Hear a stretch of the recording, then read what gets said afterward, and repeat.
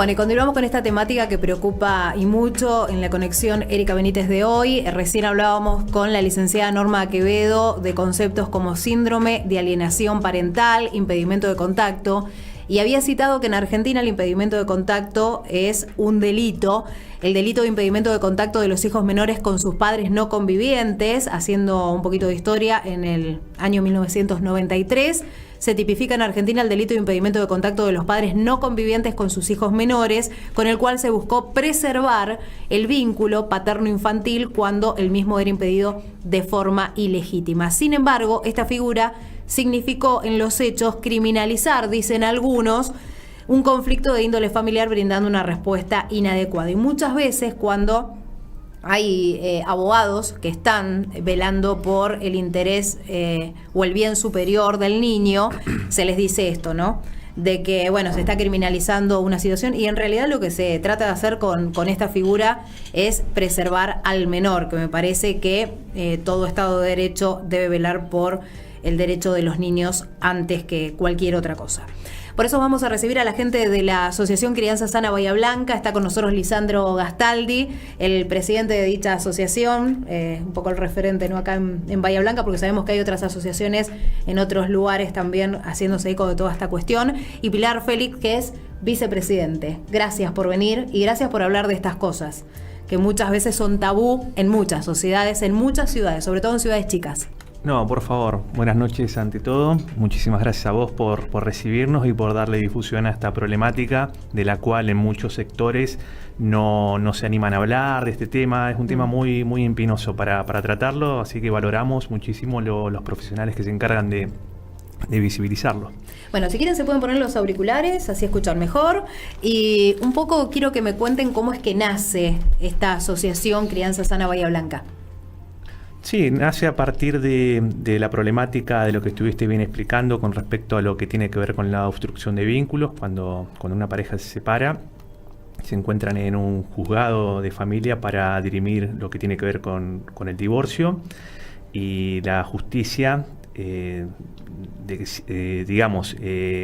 decide dar de manera unilateral la crianza del niño a la madre en estas situaciones, y los padres nos quedamos sin ningún otro poder más que el de aceptar lo que dice la justicia, que en este sentido generalmente dicen que estamos en un momento de cambio en el cual tiene que haber igualdad entre el hombre y la mujer, y nosotros como padres creemos que la verdadera igualdad también tiene que ver con el hecho de que cuando hay un divorcio o una separación entre los progenitores, los niños no tienen que sufrir el tema de la separación. Se separan los padres y no los niños. Entonces, bueno, uno no le queda otra que aceptar lo que decide la justicia, que el niño se encuentre viviendo con su madre, y se entabla un régimen de visitas a favor del padre, en el cual, cuando la situación es normal, se puede cumplir en tiempo y forma, pero en algunas situaciones, cuando se le da todo el poder a la persona conviviente, que generalmente son las madres, a los padres no tienen otra alternativa que acatar lo que decida la madre. Y si la madre decide que le da a cuentagotas al niño al padre, o no se lo deja ver, o cuando el padre lo va a buscar le dice que está enfermo, y muchas veces puede ser que no sea cierto, uno tiene que recurrir a la justicia para hacer cumplir la ley 24.270, que es la que establece que es un delito el impedir el contacto sin ningún tipo de justificación con el otro progenitor. Por lo general son cuestiones que se dan, ¿no?, como una especie de venganza hacia el progenitor no conviviente, ¿no? Exactamente.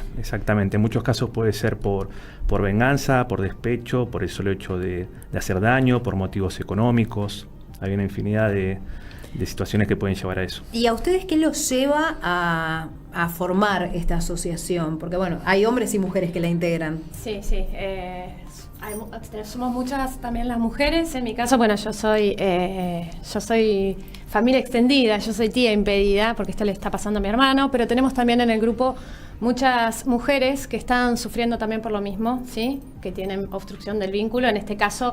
Claro, no es una cuestión de género. No. Si bien es verdad que se da más o menos un 80% en el hombre y un 20% en la mujer, también tenemos mujeres en el grupo, ¿sí? Y tenemos abuelas, abuelos, tenemos de todo, ¿sí? Porque esto no solamente afecta al hombre, si es en el caso del hombre, el hombre no conviviente, sino a toda la familia, ¿sí? A toda la familia extendida. Los abuelos, las tías, los primos dejan de ver a los niños, ¿sí? Y es complicado, y esto por lo general siempre viene aparejado, o en la mayoría de los casos, no quiero ser muy contundente en esto, pero en la mayoría de los casos de falsas denuncias para con el otro progenitor. De la misma manera, hablando del caso Lucio, porque ustedes trajeron a Ramón Dupuy el 10 de junio. El 3 de junio. El 3 de junio, perdón. El 3 de junio, que estuvo acá en Bahía Blanca. Y ustedes saben que es el abuelo de Lucio Dupuy, que lamentablemente él no tuvo otra oportunidad, no tuvo nadie que velara por él, por sus derechos, y los abuelos y el papá había sido víctima de falsa denuncia, ¿no? El menor termina muerto por violencia, por maltrato, por abuso también por parte de, no su madre, no lo voy a decir como madre, es progenitora, y su pareja, e incluso estas falsas denuncias hacen que una jueza le dé la tenencia a la madre, solo por ser madre. Sí, las falsas denuncias suelen usarlas como una herramienta sistemática, ¿sí? Los padres no convivientes, que ya te digo, en general la mayoría son, los padres convivientes, que en general la mayoría son mujeres, ¿sí? Son las madres, porque la realidad es que la falsa denuncia el juez lo debería resolver dentro de las 48 horas, ¿sí? Tienen que haber... Así sea una falsa denuncia, una verdadera denuncia. Siempre hay que tomarla como una denuncia verdadera, pero así como se toma la atribución de liberar una restricción entre un progenitor y su hijo, con la gravedad que implica liberar una restricción de apartar, de cortar el vínculo, tiene que, con esa misma celeridad que libra la restricción, tiene que entrevistar a ambos progenitores en un lapso no superior a 48 horas para, a prima facie, intentar ver y entender qué grado de verosimilitud tiene esa denuncia, en base a pruebas, a pedir pericias psiquiátricas para ambos progenitores, escucharlos, y generalmente leer la restricción, y pasan años y no tienen Ahora, idea de lo que pasa igual con el yo niño. me pongo en este lugar, digo, de la misma manera cuando tratamos el tema de adopción, los padres que necesitan tener un niño y el niño que necesita tener contacto con sus dos padres, digo, no hay una justicia que vele. Así estamos viendo las fotos del encuentro de cuando vino Ramón Dupuy, una jornada muy importante llevada a cabo en Bahía Blanca, que vino gente de otros lugares, de otras asociaciones similares. Pero digo, nadie prima, como dice la ley. Bueno, en realidad, claro, el bienestar del niño. El problema está en la ley de género, ¿sí? En la ley de género, cuando hay una denuncia, ¿sí? Generalmente se le cree, no importa, la persona no tiene que llevar pruebas, nada, se le cree el testimonio de esa persona. Y siempre es como que hoy está primando más la ideología de género más que el derecho del niño, ¿sí? Sí, eso es lo que está pasando en varios casos. Claro, exactamente. La perspectiva de género está por encima de la perspectiva de infancia. Exacto. Claro, cuando debería ser a la inversa. Yo recuerdo cuando salió la nueva ley, el nuevo sistema de promoción y protección de los derechos del niño y de los adolescentes, que decían para poner fin a la ley del patronato, pero siempre como teniendo como eje central el bienestar del menor, ¿no? Exacto. Me parece que hubo un corrimiento en este paradigma del foco. El problema es que se está teniendo en cuenta, se dice que se ha avanzado y que ahora se apela a la escucha del niño, pero la escucha, si no va de la mano con hacer un seguimiento a por qué el niño dice tal o cual situación, por dar un ejemplo, a veces el niño dice, mira, no quiero ver a mi papá o a mi mamá, porque hace mucho que no los veo, son malos y por eso no los quiero ver más. Y esa escucha, si se hace un análisis de validez del testimonio de lo que dice el niño, se puede detectar en base a gestos, en base a protocolos internacionales. Incluso una pericia. Claro, si realmente lo que dice el niño es genuino, sí, bueno, quiere decir o está siendo manipulado por alguien. Pero el problema está en que los peritos, yo hablo en el caso particular de acá de Bahía Blanca, que los peritos de acá del juzgado de familia te dicen que ellos, si detectan que el niño sufre alienación parental, no pueden exponerlo en sus informes porque sufren sanciones por parte del colegio de psicólogos. La verdad que parece la pesadilla de una pesadilla que te cuenten eso, porque realmente te dicen, y nosotros no podemos hacer nada, porque para no ser sancionados tenemos que acatar esta bajada de línea del colegio de psicólogos. Y uno entiende que gente que dice velar por los derechos de los niños son los primeros maltratadores de los niños, porque el maltrato psíquico a un niño es tan o más grave que el maltrato físico. Incluso en muchos casos es irreversible. Sí, hay situaciones en las Ahora, cuales qué lástima que se fue justo la psicóloga y psicopedagoga Norma Quevedo para preguntarle esto. Ella como, profesional muy comprometida, ¿no? Ella denuncia este tipo de situaciones, las deriva con quien tiene que derivarlas, como ella decía, ¿no? Es parte de un trabajo interdisciplinario. Pero parece mentira que todavía cueste. Para mí funciona todo mal. La justicia, los peritos psicólogos no están haciendo el trabajo que deberían hacer, porque te dicen que hacen un informe, una pericia, y están 10 minutos con el niño, ¿sí? Y no utilizan los protocolos internacionales que deberían usar, y un montón de test no se está usando. Es todo libre, cada uno hace lo que quiere. Ya te digo que no pueden decir si detectaron manipulación, ¿sí? Infantil. Cuando es muy fácil detectarlo, dijo la psicóloga. Exactamente, sí, entonces... En muchos casos te terminan dando la razón, te dice, mirá, seguí luchando por tu hijo, seguí luchando, discúlpame. No hay problema. Seguí luchando por tu hijo, te dicen, pero la otra parte no va a cambiar, así que no bajes los brazos. Y lo que te dicen en la pseudopericia, porque realmente no reviste niveles de pericia, exponen en informes absolutamente lo contrario a lo que te dijeron en un momento. Entonces, esos informes sesgados y que contienen mala praxis son llevados a asesorías de menores incapaces. Ahí hacen otros tipos de informes en los cuales recomiendan que el niño es genuino en su relato sin haber hecho una pericia. Entonces, es absolutamente iatrogénico y uno descansa confiando en la justicia. Ya lo dijo el abogado Vitalini, que el año pasado fue a una jornada en la cual asistió Patricia Anzoátegui a dictar una charla sobre falsas denuncias. Sí, Patricia tiene un libro. Claro, el libro Llenas, Abogada de Familia versus Falsas Denuncias. Esa es abogada, absolutamente vamos a aclararle a la gente que por ahí no conoce. Sí. Prometió la próxima vez que esté por Bahía venir por acá al programa. Sí, la vamos a hacer venir, no va a tener ningún problema, al contrario. Bueno, y el abogado Vitalini reconoció que cuando él se encontraba ante situaciones de denuncias por abuso, por maltrato, ya sean por temas de género o por abuso hacia niños, él descansaba confiando en que los peritos de los juzgados hacían un trabajo acorde a la altura de las circunstancias. Pero luego de asistir a esa charla en la cual Patricia Anzoátegui y Margarita Marzán, que también estuvo en esa jornada, ya estuvo por Zoom, él abrió los ojos y dijo, yo la verdad que era muy ignorante con respecto a esta situación porque yo confiaba en que los peritos iban a hacer un buen trabajo. Y bueno, al informarme tanto con Patricia como con Margarita, que me dieron tips con respecto a esa situación de informes sobre test de Minnesota, análisis y validez de testimonio del relato de los niños, cuando pregunté eso en un juicio que tuve a la semana siguiente, la perito de Cámara Gesell, acá en Bahía Blanca, la única que lleva a cabo la Cámara Gesell, no me sabía responder porque no sabía qué significaban esas pericias. Entonces ahí me di cuenta que estábamos en una situación sumamente compleja. Bueno, la pena de esta figura legal, ¿no? El impedimento de contacto. Dijimos que es un delito.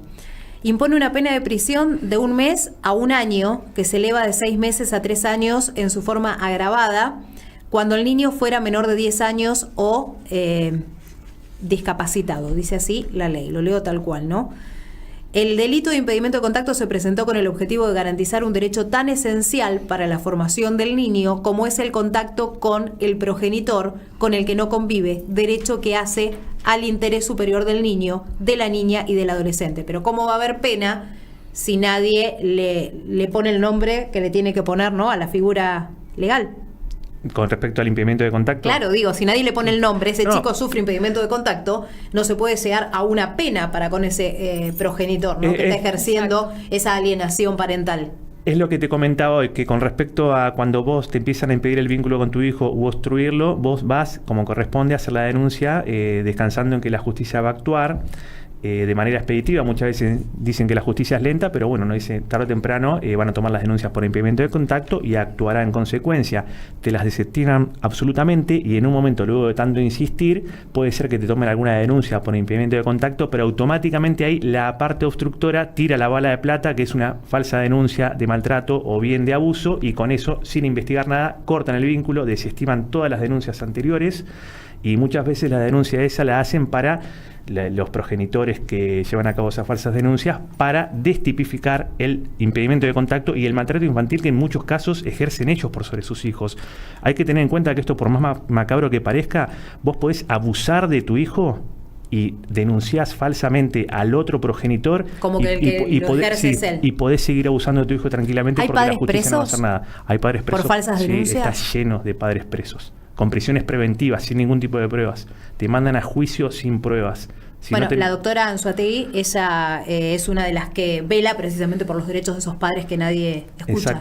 Exactamente. Pero bueno, la abogada Anzoátegui es escrachada en varios lugares por ciertos sectores feministas ultra radicales que no quieren que se exponga a esta situación, porque realmente esto es ir a desbaratar un negocio millonario con el tema de las falsas denuncias. ¿Hay estadísticas, en nuestra zona respecto a la cantidad de falsas denuncias que hay? Lo que hay una estadística se ha hecho en el CONICET, la directora Marta Albarracín, que en el 80% de las denuncias de abuso de padres hacia sus hijos en casos de divorcios conflictivos, el 80% son falsas. Es un número muy grande, muy elevado, y que realmente da escalofríos, ¿no? Pensar que un padre pueda llegar a terminar preso siendo inocente.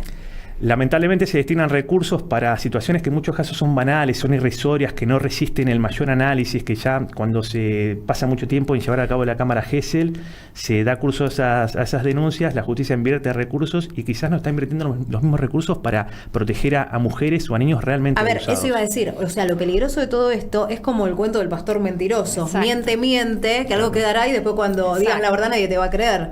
Termina perjudicando cuando haya casos realmente válidos de denuncias que realmente son, las van a desestimar. Sí. Incluso se destinan muchos recursos para todos estos que son falsas denuncias y no se destina para las realmente. Entonces termina jugando en contra de la mujer esto. Es terrible. Sí, porque muchas veces una mujer que es maltratada probablemente va con un audio que el marido le dice te voy a matar o te voy a terminar con tu vida, va a la comisaría a denunciar y lo que hacen en la comisaría es poner una restricción. Y vos una persona, cuando lleva una prueba concreta de una amenaza, vos tenés que meter presa a esa persona porque si no la va a matar, va a llevar a cabo su amenaza, pero no la meten presa porque paradójicamente uno piensa que al sistema le conviene que esa mujer termine asesinada para subir la estadística. Es macabro lo que estoy contando, pero está pasando muchísimo, porque como con una prueba contundente no meten preso al agresor. A ver, ¿les puedo hacer una pregunta personal? Pilar, ¿cuánto hace que vos no ves a tu sobrina o sobrino? Mellizos, sobrinos. Yo desde octubre del año pasado. Y bueno, ¿cómo se dio esa situación hasta que dejaste de tener todo tipo de contacto? ¿Y por qué, no? Fue complicada, sí. En realidad, mi hermano pasó por muchos procesos. Si ves, los casos son todos muy parecidos. Primero empieza la obstrucción del vínculo, después empieza denuncias falsas que te llevan 3, 6 meses. Y la última parte, en el caso de mi hermano le han hecho denuncia de violencia doméstica. Y la última parte ya es cuando empieza todo lo que es la manipulación infantil. En el caso de mi hermano, los niños empezaron a rechazarlo sin razón. ¿Cuántos años los niños? Los niños tienen 10 años hoy. Sin razón lo empezaron a rechazar y bueno, contra eso. Y bueno, la mamá de los niños ahora contrató una abogada del niño para decir...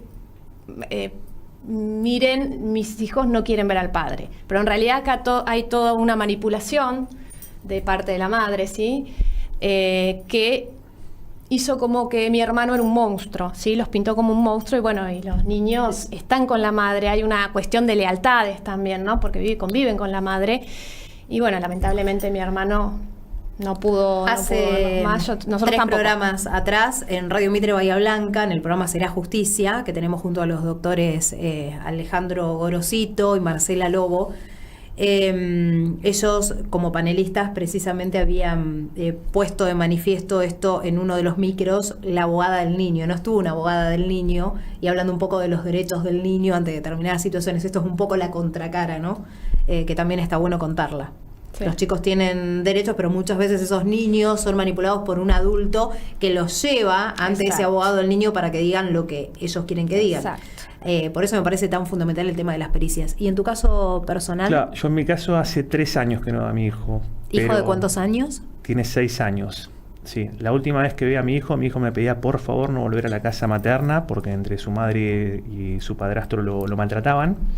Y bueno, una recomendación que hago es que una persona que se encuentre en esta situación que grabe todos los momentos que pasa con su hijo porque de alguna u otra manera... Le va a servir como prueba, Eso ¿no? va a servir como prueba, aunque la justicia se encarga de ocultarte esas pruebas. Porque realmente te encontrás litigando contra un sistema que es una aplanadora que no quieren reconocer cuando la denuncia tiene toda la carga probatoria de que la denuncia es falsa, porque por una cuestión de ego, por una cuestión de negocio, por una cuestión de seguir cortando el vínculo y apelando al relato del niño. Ahora, ¿el vínculo lo cortaron con vos o también con toda la parte paterna? Lo cortan con toda la parte paterna. Uno, cuando tiene muchísima prueba de que es una denuncia falsa, dice, bueno, descansemos en la justicia, porque evidentemente a la otra parte no podemos ir, porque tus padres, tus hermanas, las tías se comunican con la parte obstructora y no hay quórum porque no responde, hay amenazas de la otra parte. Entonces eso queda toda esa carga probatoria. Y después deja todo en la justicia, pensando que cuando esa prueba, peritada por peritos informáticos, se introduzca en la justicia, ahí va a ser muy importante para lograr entender el grado de perversión que hay desde la otra parte. Pero la justicia no te las tiene en cuenta en un primer momento, porque si te tienen en cuenta esas pruebas, tienen que absolver a la persona que ha sido falsamente denunciada, y muchas veces la justicia, por una cuestión, repito, por una cuestión de ego, por una cuestión de negocio, de que las denuncias tienen que ser verdaderas. Entonces vos tenés que insistir en que acá está el caso de los Rapier. Es otro tema al que estamos hablando, pero los Rapier fueron condenados por un video, y vos mostrás videos en los cuales es contundente cómo se llevó a cabo una falsa denuncia entre una persona que la lleva a cabo con una psicóloga y con una abogada, hasta toda la prueba en la cual reconocen que van a hacer una falsa denuncia, y bueno, y está en manos de la justicia, pero eso te lo ralean, te lo dejan a un costado y te quieren enviar a juicio sin ningún tipo de pruebas, que se vean en el juicio y siguen cortando el vínculo. El niño sigue sin verte, tu familia, luego de que entiende de que acá no es solamente el problema de la parte obstructora, sino también la justicia, que no logra estar a la altura de las circunstancias y entender el maltrato que se le genera a un niño al alejarlo de un padre o madre no conviviente, intentan revincularse con ese niño mediante un régimen de visitas, pero bueno, las pericias que se hacen son absolutamente sesgadas porque escuchan solo el relato del niño con la madre y con la persona que vive con ella al lado, y el niño nunca va a hablar mal de la madre luego si hay niveles de manipulación grandes por la persona obstructora, porque ese niño tiene que irse, el sentimiento de culpa, lo dijo la profesional. Tiene que irse de la mano con la persona que no la puede incriminar. La persona que lo tiene todos los días bajo su techo, ¿no? Y que le da de comer y que lo abriga y que... La justicia generalmente hablan así, diciendo que los niños sufren porque los abusos y los maltratos son en situaciones intrafamiliares. Sí, tal cual, estoy absolutamente de acuerdo, pero también la alienación parental es intrafamiliar. Claro, y eso es lo que no tiene en cuenta la justicia. Ese niño vuelve de la mano con su madre, porque a su padre o a la persona de la cual lo alejaron puede haber tenido los mejores recuerdos, pero hace mucho tiempo que no lo ve, y la que le da de comer, la que le da un techo es la mamá, y el niño es lo bien que hace someterse, la indefensión aprendida, le dicen en psicología, someterse a ese tipo de situación porque tiene temor de quedar huérfano en el mundo. Lisandro, bueno, seguiría hablando horas, pero me gustaría que puedan hablarles a esos papás o familiares, ¿no? Papás, mamás, familiares, tías, tíos, abuelos que hoy no pueden ver a sus hijos.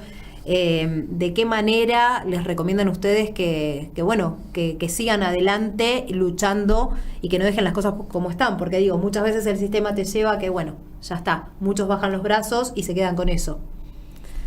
Exacto. ¿Qué mensaje? Bueno, yo creo que en el caso del padre o del padre no conviviente, que bueno, que no baje los brazos, que haga mucha terapia, ¿sí? Sirve mucho el tema de los grupos, ¿sí? ¿Ustedes dónde están? ¿Tienen un lugar físico? No tenemos lugar físico, es más bien... Pero sí en las redes. En las redes, sí. Crianza sana, Bahía Blanca. Y realmente sirve muchísimo porque entre nosotros nos levantamos, ¿sí? Creo que no hay que bajar los brazos. Hay que acordarse, como dice siempre Lisandro, que los niños no pueden defenderse solos. Estamos nosotros, ¿sí? O los padres para hacerlo, para defenderlos. Y bueno, básicamente eso, ¿sí? Que no bajen los brazos. Me quedo con la charla que tuve unos minutos antes de entrar al estudio y realmente como que me estrujó el corazón lo que me decía Lisandro, que los abuelos de su hijo tejían Mi madre pulóveres ya hay que varios, nunca le podían dar. Varios pulóveres que le han quedado chicos y ahora tiene un pullover. Tenía 3 años, ahora 6. Claro, pero ahora hay un pullover que lo tejió para llevarlo a la escuela, porque uno intenta, la escuela es un lugar en el cual se habla de valores. En este caso el Colegio Pompeya es una institución que también tiene, digamos, un perfil religioso. Sí. Y el objetivo de todo colegio es apuntar a la unión familiar, a tejer puentes. Entonces, si unos abuelos quieren tener una entrevista con un colegio para hablar, para contar su situación, para expresar que no quieren perjudicar desde ningún punto de vista la situación, sino que quieren volver a entablar un vínculo con el nieto, pero que están dispuestos a hablar con las autoridades, a que le hagan llegar regalos, porque de la otra parte, si es inviable ir al domicilio obstructor, porque los juguetes, la ropa, se la tiran. Ya hemos presentado pruebas de que le tiran la ropa y los juguetes, y por eso lo importante sería ir al colegio y que actúe como intermediario, y entendemos que de esa manera no sería tirado a la basura el pullover que le tejió mi mamá. La verdad que estamos hablando de algo que es muy fuerte, pero yo les agradezco a los dos, y a toda la asociación, ¿no?, que está hablando de estas cuestiones que muchas veces molestan a muchos sectores y a muchos como sociedad les molesta, pero tengamos en cuenta que Lucio Dupuy no pudo ser escuchado por cuestiones como estas, por el impedimento de contacto, por falsas denuncias, por el síndrome de alienación parental, que no habían logrado con su cometido porque era tan fuerte el amor que él tenía para con su papá, para con sus abuelos, ¿no? No llegaron a ese extremo. En cierto modo, un cierto grado de alienación parental había sobre Lucio, porque en las videollamadas de WhatsApp, Lucio, cuando el abuelo le preguntaba algunas cosas, Lucio miraba a la mamá, y eso tenía un mínimo de alienación parental. Claro, pero era para ver, porque sabía que si no lo iban a retar o lo que se le venía después, ¿no? Pero digo, para que no haya más Lucios, llevado al extremo. No decimos que todos los chicos van a terminar muertos, eso está claro, pero es una posibilidad, digo. Pero pueden llegar a terminar muertos simbólicamente, desde el sentido de la alienación parental, que es un daño terrible para su psiquis. Por eso te quería agregar... Y que los va a marcar durante toda su vida. Exactamente, por eso te quería agregar que es muy importante. Nosotros invito a las instituciones, a los colegios, a que se involucren con los niños. Nos falta muchísimo como sociedad, pero bueno. Lamentablemente sí, no solamente un niño tiene que estar lastimado, como en los casos extremos de Lucio, que el niño era lastimado y los docentes no se metían. Hay casos en los cuales los niños no tienen lastimaduras externas, sino la lastimadura se encuentra por dentro, en su psiquis, en su ser, y los colegios, si tienen, que tengan herramientas y que logren empatizar y que ayuden a forjar ese vínculo.